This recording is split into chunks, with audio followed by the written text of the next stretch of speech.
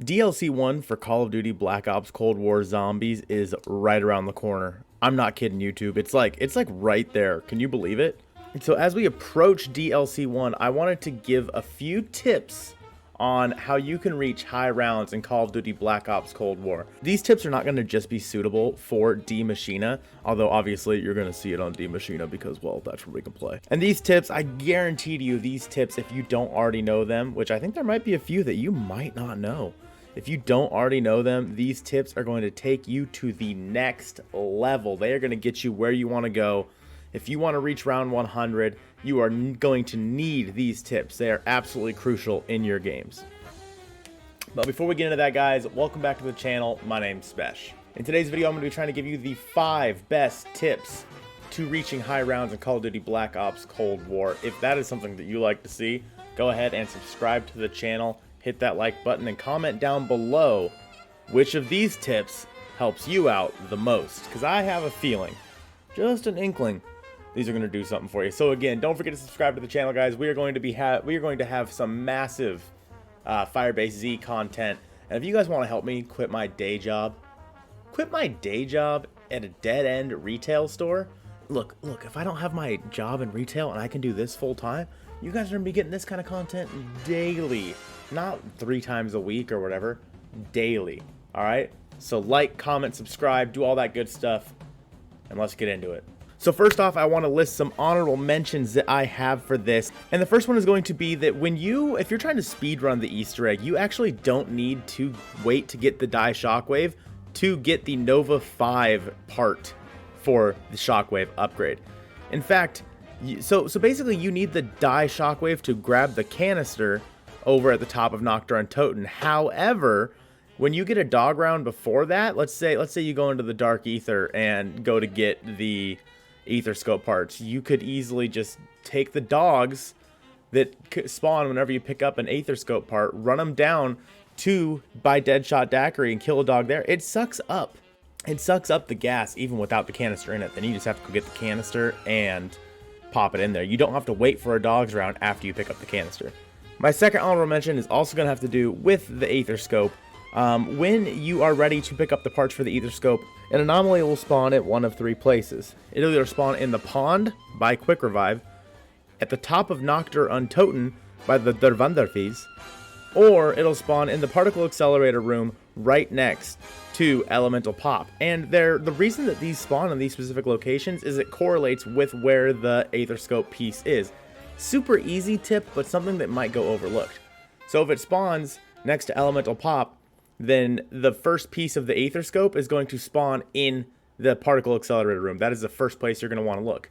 If it spawns at the top of Nocturne Toten, the first place that you are going to need to look for an Aether Scope part is going to be in the yard, in the spawn underneath the stairs, and then if it spawns in the pond, then you're going to need to go look on the plane wing.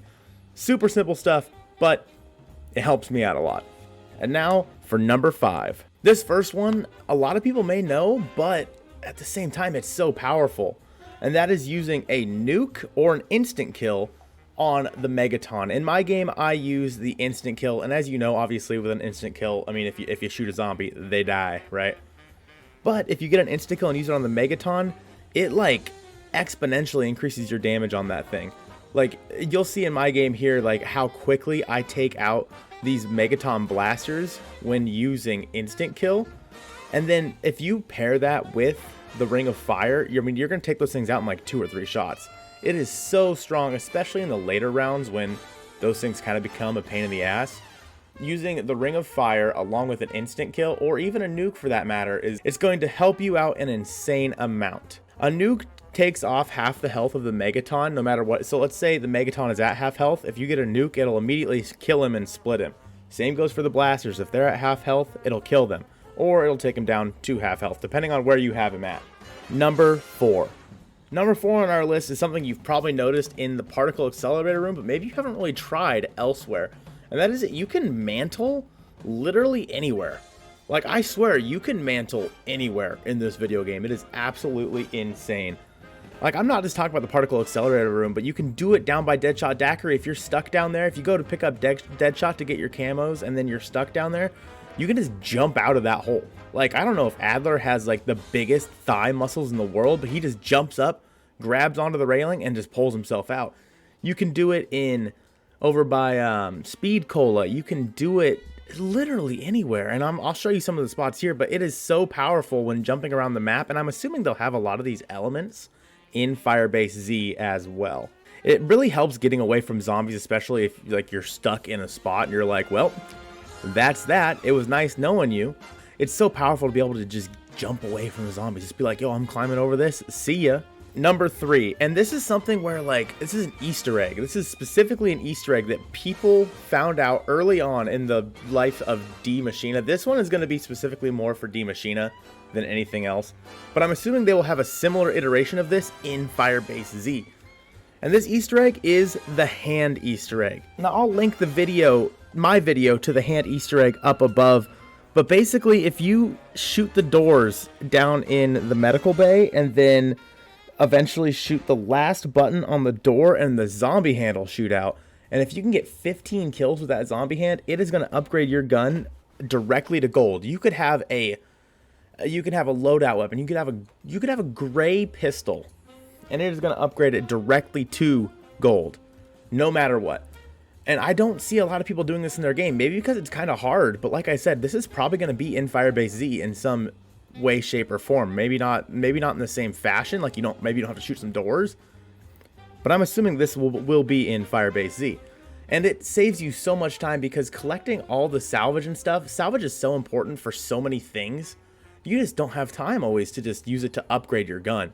So getting your gun immediately upgraded to gold is going to maximize your damage potential and maximize the amount of kills that you can get and maximize your potential to just go high rounds, honestly. I mean, the better the gun, obviously, the easier it's going to be to kill zombies. So get that bad boy gold, and let's move on to number 2. Number 2, and this is going to be something that is evergreen throughout all of Cold War zombies, but it's just using a score streak. For my example, I'm going to be using the cruise missile, but just always having a score streak with you, so like if you get cornered or something, you can just use that score streak.